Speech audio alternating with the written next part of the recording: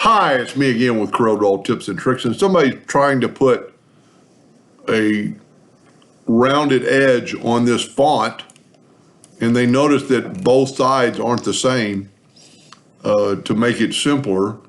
So what we can do is measure this. It's 2.06.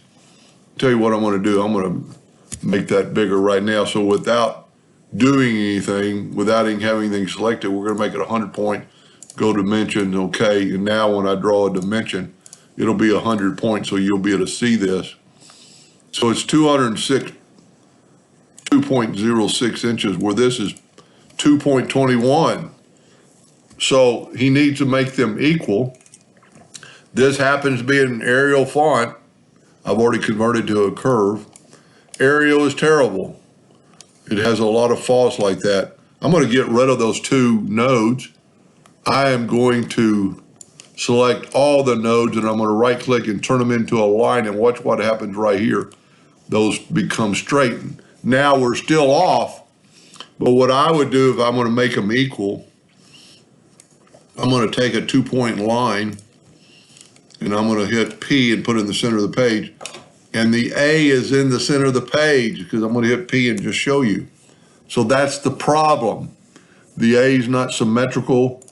So what we can do, we can move our line till either move our line or move the A till it's in the center. Then we can take and delete anything on either side. Then we're going to Control D and make a duplicate, then hold down the control button and get the 2-part handle. And now the A is symmetrical. It's going to be even on both sides. And I'm also going to show him how to put in this. My suggestion, how to put in the curves. So now we got 2.06, 2.06, so we're good. Now, as always, these are two half pieces. So you can either weld them, and that's just as good. I get so used to using the Smart Fill tool to just fill stuff in, and the Smart Fill tool does the exact same thing. So we'll take our new version and see those are two halves. So we'll hit P, put it in the center of the page. Now to make you can't just take a circle, to me.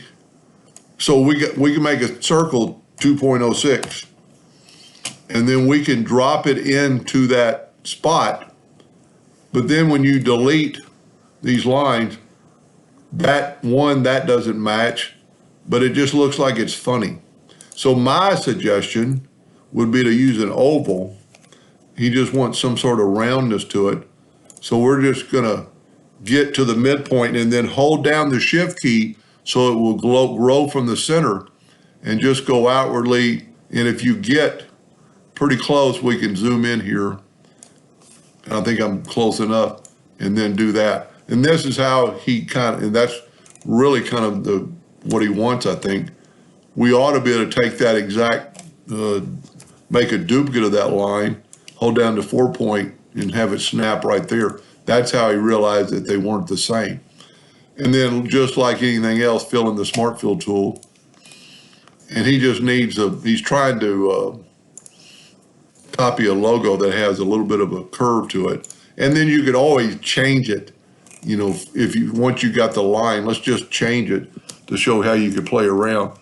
So let's hit P and put it in the center of the page. Because once we change one, we're going to change both of them. So now you could take this and you could play around with the object. I would probably just come maybe straight down a little bit to the left, get it to where you kind of like it. Now you won't be able to reduplicate that most likely. So let's try this. Let's try deleting that curve and maybe just kind of recurve it to get something like you might want to look at. Then once you're there, we can do the exact same thing we did with the 2-point line. Hit P. Now you see it's in the center of the page. So we'll just do the exact same thing. Control D and make a duplicate of this guy, and then hold down the control button and get to that 2-sided arrow, and then delete that hairline. And now you got equal parts for that letter having a two humps that are equal. Anyway, I hope that helped him a little bit. Thank you for watching.